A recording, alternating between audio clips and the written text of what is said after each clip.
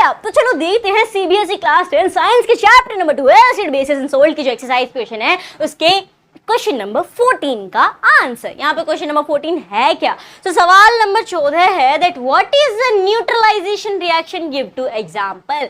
Neutralisation reaction क्या होता है और इसके दो उदाहरण दीजिए, एग्जांपल दीजिए। तो न्यूट्रलाइजेशन रिएक्शन है क्या?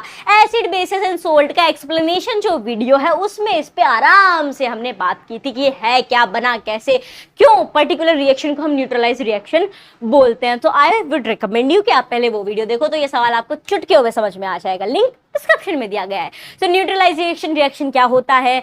जब जनाब एसिड और बेस आपस में करते हैं रिएक्ट। अब तक हमने बहुत देखे थे, एसिड मेटल के साथ कर रहा था, मेटल कार्बोनेट के साथ कर रहा था, मेटल हाइड्रोजन कार्बोनेट के साथ कर रहा था, तो सोल्ट और हाइड्रोजन कभी CO2 वगैरह आ रही थी। लेकिन जब एसिड करता है बेस के साथ, क्या करता है? रिएक्शन। यहाँ पे मैं लिख भी रही हूं कि जब एसिड बेस के साथ रिएक्ट करता है तो हमें मिलती हैं दो चीजें, एक तो मिलता है नमक और मिलता है पानी, ठीक है।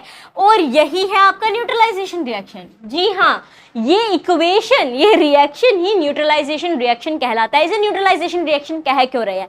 क्योंकि एसिड जो कि होता है हाथ लगाओगे जल जाओगे वाले फॉर्म में, तो उसके इफेक्ट को कम करने के लिए काम आता है बेस। तो ये क्या करता है? उसे न्यूट्रलाइज कर देता है, उसके इफेक्ट को कम कर देता है। ऐसे ही एसिड बैठा तो है नहीं खाली अपने इफेक्ट को कम करवाने के लिए, वो भी तो बेस के इफेक्ट पे कुछ ना कुछ तो असर डालता है, तो वो बेस के इफेक्ट को कम कर देता है। तो ये दोनों भाई आपस में एक दूसरे के इफेक्ट को कम कर देते हैं, एक दूसरे के इफेक्ट को न्यूट्रलाइज कर देते हैं, और इसीलिए इसे कहा जाता है न्यूट्रलाइजेशन रिएक्शन। एग्जाम्पल क्या क्या हो सकते हैं? तो एक तो हो सकता है आप सोडियम हाइड्रोक्साइड ले लो और आपका HCl ले लो, हाइड्रोक्लोरिक एसिड, NaCl बन जाएगा सोल्ट, एंड पानी तो बच ही जाएगा।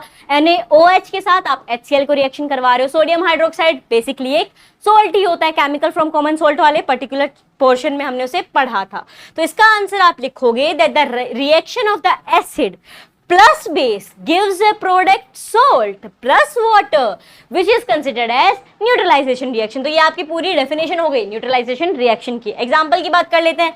एक तो जो मैंने आपको बताया ही, सोडियम हाइड्रोक्साइड और हाइड्रोक्लोरिक एसिड रिएक्ट करवाओगे, NaCl बनेगा, कॉमन सोल्ट है जो कि ज्यादातर हम काम में लेते हैं, प्लस में H2O। दूसरा आप मैग्नीशियम हाइड्रोक्साइड ले सकते हो, मैग्नीशियम हाइड्रोक्साइड को रिएक्ट करवा लो हाइड्रोजन कार्बोनेट के साथ, आपके पास आ जाएगा मैग्नीशियम कार्बोनेट, प्लस में पानी तो बच ही गया, तो ये भी क्या हो गया? यहाँ पे सोल्ट हो गया। तो ये दोनों एग्जांपल लिख लीजिएगा न्यूट्रलाइजेशन रिएक्शन के एग्जांपल के तौर के ऊपर, और ये जो आपका डेफिनेशन है न्यूट्रलाइजेशन रिएक्शन की वो ये हो जाएगी। सो आई होप आपको 14 नंबर का आंसर समझ में आया होगा कि क्या वाला है न्यूट्रलाइजेशन रिएक्शन और इसके एग्जाम्पल क्या होंगे। बेसिकली कोई भी एक एसिड ले लेना, कोई भी एक बेस ले लेना, दोनों का रिएक्शन करवा लेना, वो एग्जाम्पल बनते जाएंगे। तो जितने एसिड्स आपको याद हो, जितने बेस आपको याद हो, उनके रिएक्शन याद हो, तो वही आप एग्जांपल लिख सकते हो। सो आई होप आपको अच्छे से क्लियर हो गया होगा, समझ में आ गया हो तो इस वीडियो को लाइक कर दीजिए।